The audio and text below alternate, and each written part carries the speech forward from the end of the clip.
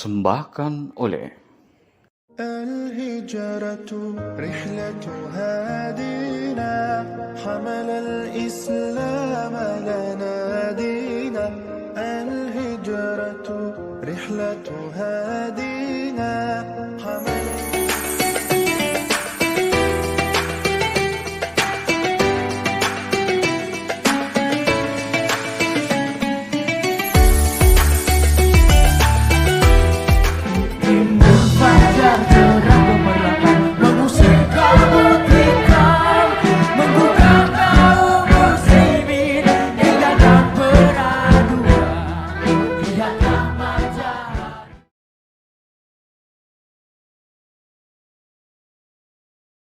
Assalamualaikum warahmatullahi wabarakatuh. Bismillah, alhamdulillah, la haula wala quwata illa billah. Asyhadu an la ilaha illallah wahdahu la syarikalah wa anna Muhammadan abduhu wa rasuluhu la nabiyya ba'dah. Saudara-saudaraku, shaimin wa shaimat rahimakumullah.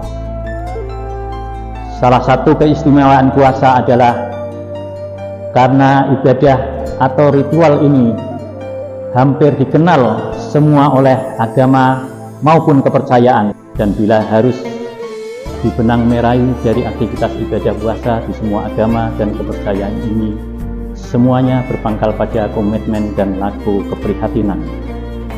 Lalu bagaimana Islam memandang ibadah puasa itu sendiri?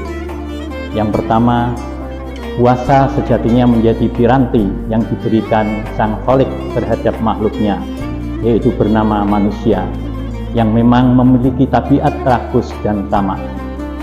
Manusia digambarkan sebagai makhluk yang tidak pernah puas dengan apa yang dimilikinya dan selalu menandakan apa yang belum dipunya. Dalam sebuah hadis yang masyhur, Rasulullah SAW bahkan menggambarkan ketamaan manusia ini dengan ironi yang kentara, yaitu lau anna li ibni adama wadiyan min dahabin ahabba an yakuna lahu wadiyan walan yamla'a fahu illa turabu wa yatubu wahu ala man taba, yang artinya seandainya seorang anak Adam memiliki satu lembah emas, tentu ia menginginkan dua lembah lainnya dan sama sekali tidak akan memenuhi mulutnya atau merasa puas selain tanah, yaitu setelah mati. Dan Allah menerima taubat orang-orang yang bertaubat. Muttafaqun alaih. Tabiat manusia yang serakah ini sebetulnya telah digambarkan dalam drama awal penciptaan manusia, yaitu Adam dan istrinya Siti Hawa, sebagaimana dijelaskan dalam surat Al-Baqarah ayat 30-37. Pada mulanya Adam dan istrinya ditinggal surga sebagai simbol dari puncak kenikmatan dan kebahagiaan. Allah mempersilahkan mereka untuk menikmati segala fasilitas yang ada di dalamnya, baik makanan, minuman, buah-buahan, dan semua fasilitas ada semua. Hanya satu pantangannya, yaitu untuk menjauhi atau tidak mendekati sebuah pohon. Apa yang terjadi? Ternyata dari jutaan fasilitas yang dipersilakan oleh Allah, Adam dan istrinya tidak mampu menahan diri dari satu-satunya pantangan, yaitu mendekati sebuah pohon yang dilarang oleh Allah Subhanahu wa Ta'ala.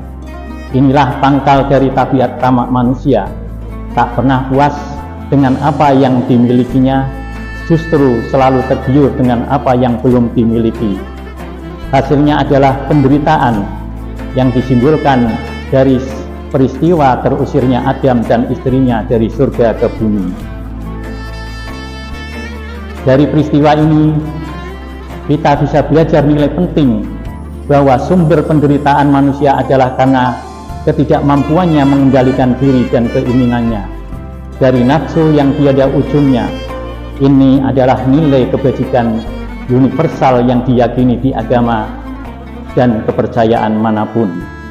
Maka untuk mendidik nafsu manusia agar tak tamak, Allah menurunkan program aplikasi yang bernama puasa, yaitu ibadah puasa, yang memang secara bahasa bermakna menahan, mengendalikan diri, melalui laku puasa, manusia tengah dididik mentalnya untuk tidak tamak. Jangankan yang haram, yang halal saja dilarang selama berpuasa. Inilah latihan manajemen kendali diri. Yang kedua, kondisi lapar dan dahaga secara psikologis membuat hati manusia lebih peka, sehingga harapannya lebih peduli, prihatin dengan mereka yang hidupnya serba kekurangan.